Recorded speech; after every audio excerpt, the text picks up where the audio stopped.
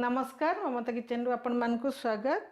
आज आम भंडार तरकारी तैयारी करिबा कदली भंडार तरकारी आ पियाज रसुण भी से मिसेबानी सेमती करिबा टेस्ट भी बहुत भल आसीबो।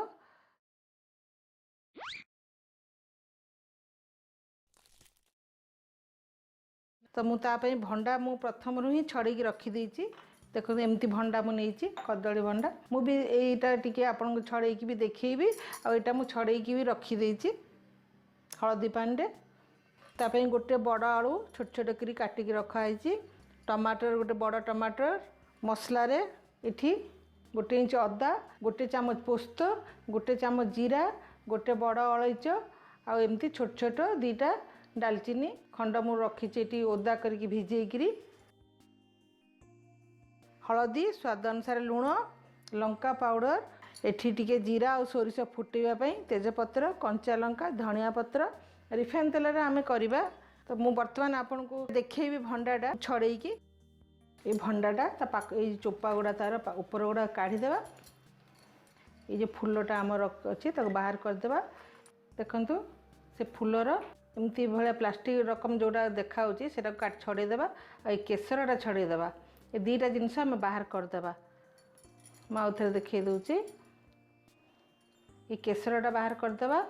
ता तले एटा गोटे लागी जोड़ा प्लास्टिक रकम देखा होची सेटा को भी बाहर कर देबा। प्रथमे गैस ऑन कर देबा और टिके पानी दे कि मु प्रेशर रे ही ता कस पांडा बाहर कर देबी भंडार।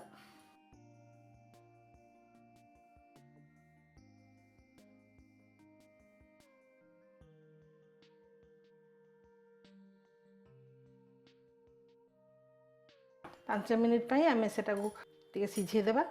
जो मसलाटा में नहीं जीरा पोस्त बड़ अलैच डालचीनी और अदा ताको भल भाव में चिकन करी बाटी देबा।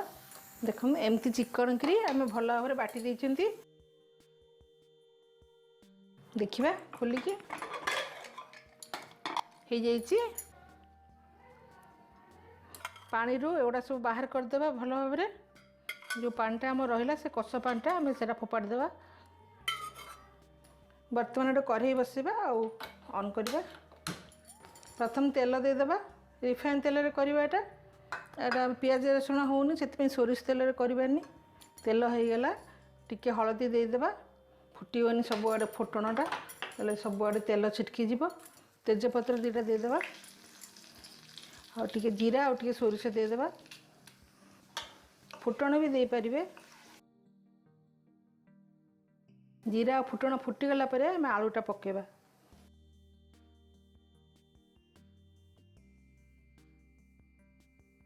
तापर आलूटा भी सिथिरे आम भाजी देबा लाल करिकी।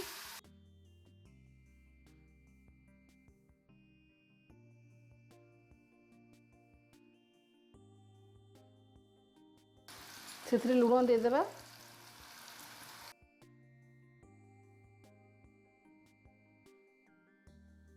आलूटा आमर अधा अधी सीझी गलानी। बर्तमान टमाटर पकईदेबा आ भल भाव में ताको जारिबा।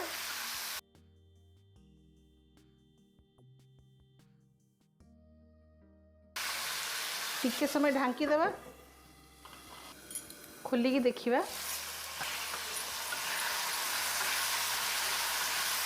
टमाटर भी हो गला ता संगे आलू भी अधा अधी सीझी गलानी।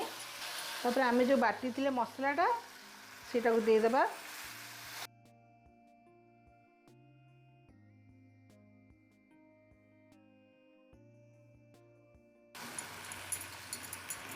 ढांकी देबा टिके देखिबा खोलिके। तेलटा ऊपर को बाहरला पर्यंत टिके आमे कसिबा ताको। सेथिरे लंका पाउडर पकई देबा जति कि आपण यूज करेंगे से पकेबे।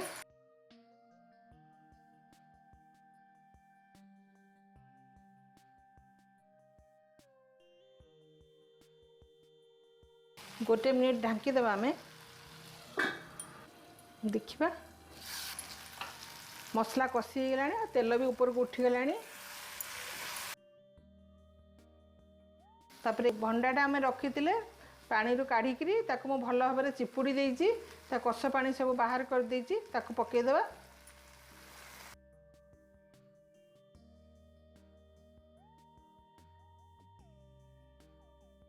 मसला जदि टे सुखीज तार टे पानी भी दे पारे से मसला पानी रखिथे टे मसला पानी भी देदेवे जहाँद्वारा भल भाव में मसलाटा सबुआड़े मिसीज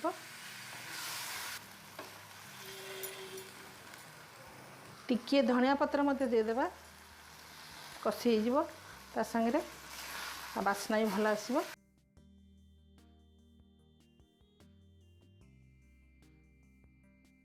कंचा लंका टे रखी जदि पछरे कंचा लंका चकटी खावा इच्छा हे ताले चकटी खाई पारे से गोटा कंचा लंका 3टा पकई दूची।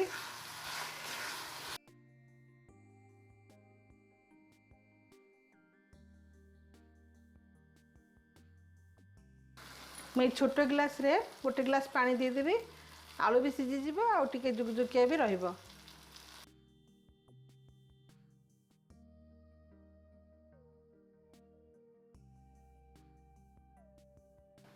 तापर आम ढांकी देबा 10 मिनिट ढांकी देले आम तरकारी रेडी हो देखीदेवा तरकारीटा हो गलानी। तरकारीटा हो गला एमती अल्प अल्प टिके आम पानी रखिथिबा ग्रेवी रकम बंद करदेबा। आमर भंडा तरकारी रेडी हो जाइए निरामिष भंडा तरकारी। आपन जानी भी पारिबेनी ये पियाज रसुण पड़ीनी बोली आपन कार्तिक मास एमती थरे करिकी खातु आ मते कमेंट रे केमती लागिला कमेंट रे जणांतु लाइक करंतु शेयर भी करंतु आ सब्सक्राइब करने को मोटे भूलिबेनी। ताले मु रहूची आउरी मु कार्तिक मासर भल भल वीडियो नहीं कि आसीबी।